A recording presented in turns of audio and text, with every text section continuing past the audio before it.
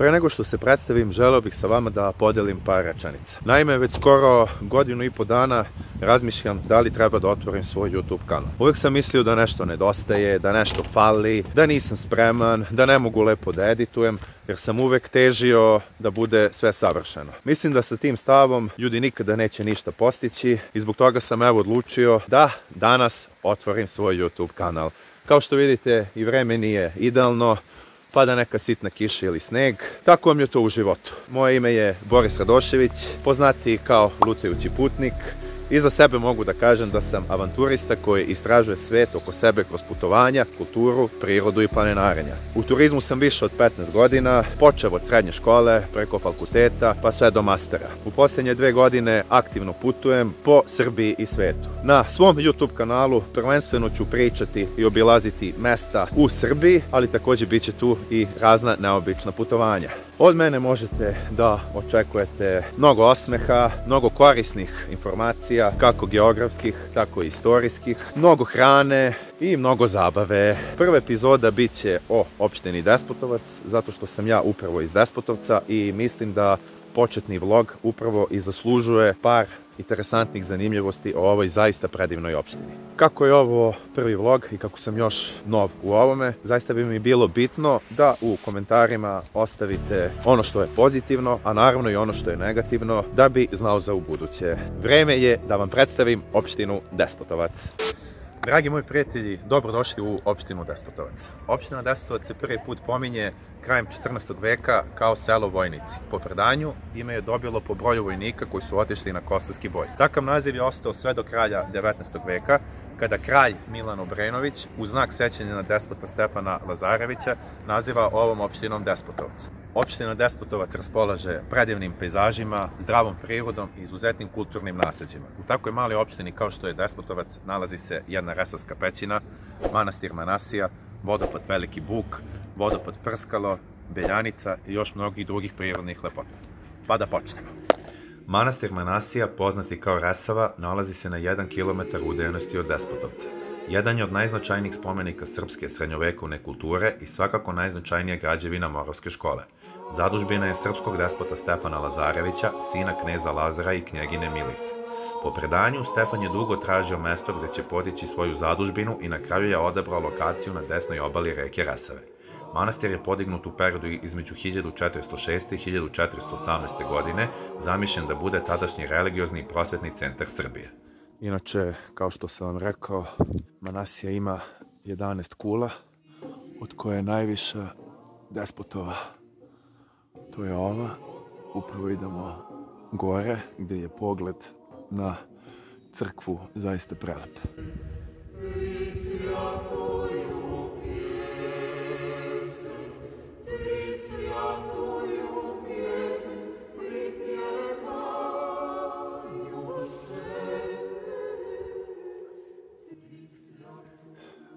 Pa mali broj ljudi koji posjeti Manasiju ne zna da se sa leve strane manastira na zidinama nalaze potpisi koji su stariji po 200-300 godina. Tako da kada se malo bolje približite možete pročitati evo Đurkić 1898. godine, Đokić Jovana iz Kupinova 1878. Ovdje vidimo i nekog Timotija Dobrina koji je bio učitelj i Ilića koji se potpisao 1870. godine. Ispred mene se nalazi čuvena resavska prepisivačka škola.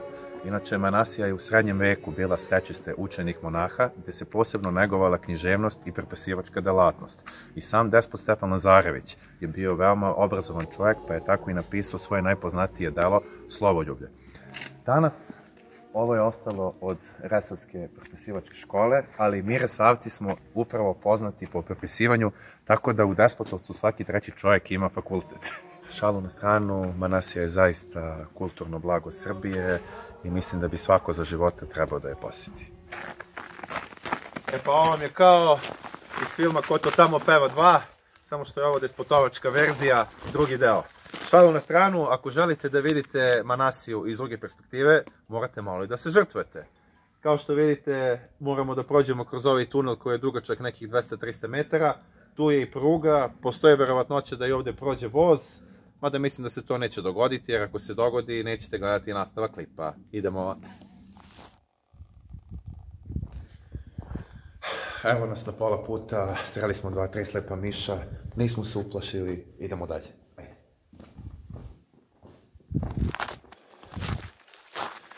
Mislim da se isplati da se prođe tunel i da se malo žrtvuje zbog ovakvog pogleda.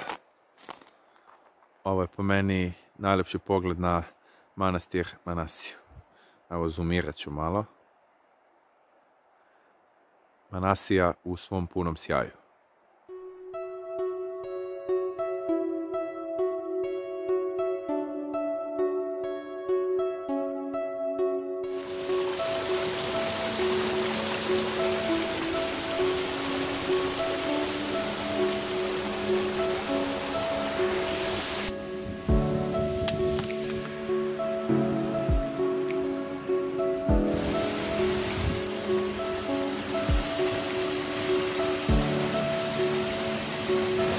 Na samo 100 km od Beograda naći ćete sve što vam je potrebno za beg od stresa i gradske gužve, a uživat će sva vaša čula.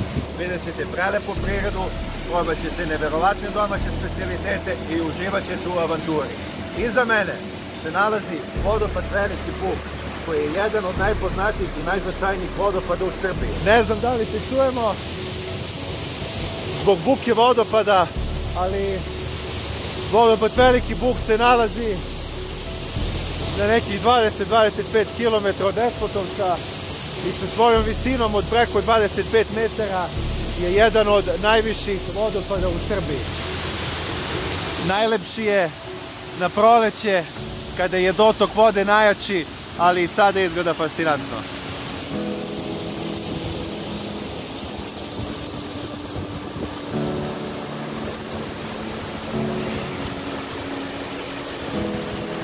Ovaj kompleks je pod zaštitom države i voda je toliko čista da može da služi i za piće. Pogledajte samo koliko je bistra, malo da se umijemo.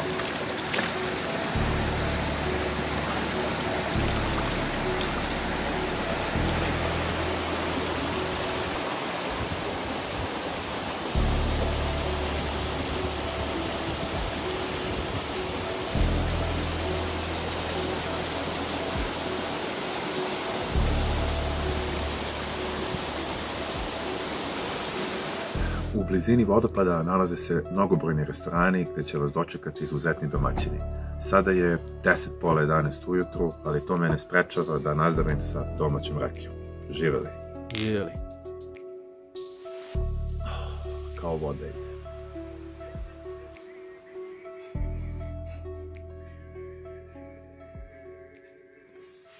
Ako niste znali, ovaj kraj je poznat po neverovatnoj domaćoj kuhinji. Ono što bi svakom preporučio kada posjeti Lisine je da naruči kiseo kupus, sir, kačamak ili pogaču i pastramku. Pastramku čekamo, ali možemo da krenemo da jedemo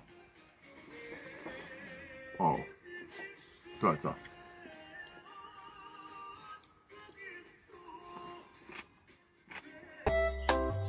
Vreme je za glavno jelo, za pečenu pastramku koja je ovdje izvađena. Malo sklonimo glavu, to se ne jede. Približimo malo.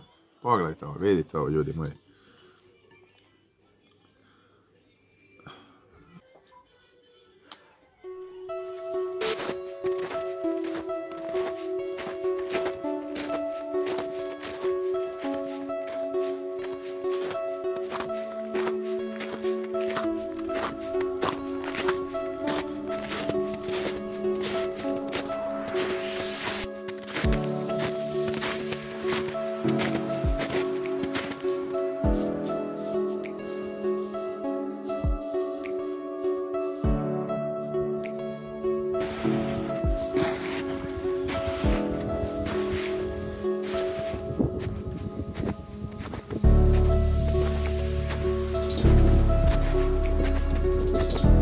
Ne znam da li ste znali da je Beljanica sa svojih 2500 km2 najveće prostranstvo u Srbiji. raznovrsnost prirode, flore i faune su upravo ono što krasi ovu prelepu planinu. Dobro je što je ovo zimski uspon, tako da ću vam snimati tragove divljih životinja koje ovde borave. Ovde možete sresti vukove, divlje svinje, medvede i jelene. Iskren da budem, trenutno bih voleo da sretnem samo jelena, zato što nemam kondiciju da pobegnem od vukova, a sa divljom svinjom ne mogu da se borim. Ono što je također interesantno u vezi Beljanice, to je da na visinama od preko 700 metara ovde možete da pronađete kolibe gde u letnjim mesecima žive čobani od kojih možete da kupite i probate najbolji domaći med i sir. Imam fotografiju sa čobaninom koji se zove Radoš, koju ću ovdje izbaciti, sa kojim sam se slikao prošle godine na vrhu Beljanice. Ispričao mi je da živi totalno sam od marta, aprila pa sve do septembra, tako da kada idete na uspon i kada sretnete nekog čobanina, bilo bi lepo da malo potrčete sa njim, jer su iskreno željni društva. Od podnožja, to jest od startne tačke do vrha Beljanice ima oko 10,5-11 km, a ono što je zanimljivo, što ću također snimati, je da se na pola puta na nekih 6,5 km nalazi veličanstveni kanjon Resave.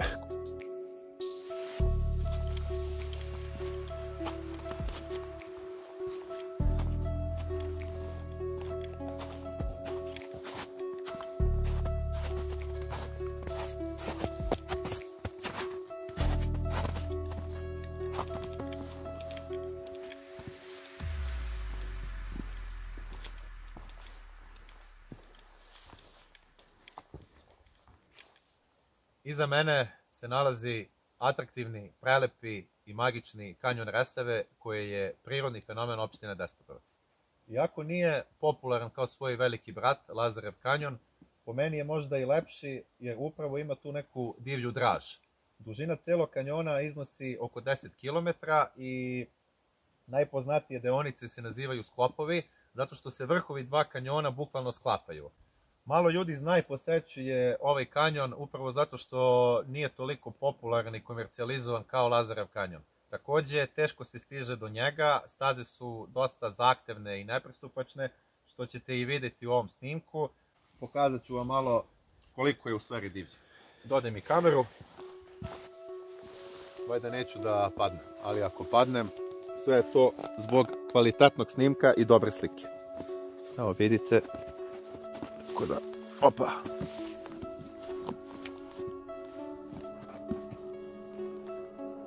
Pogledajte sad ovaj pogled. Evo približit ću. Upravo o ovome govorim.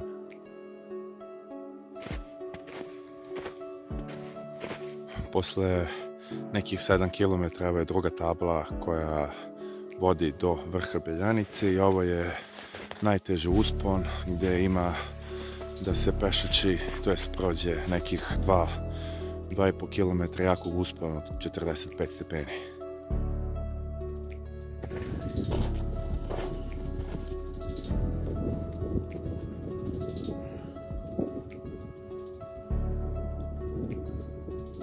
Posle 3 sata uspona konačno smo na najvišem vrhu Beljanice. Kao što vidite, najviši vrh Beljanice se nalazi na 1339 metara.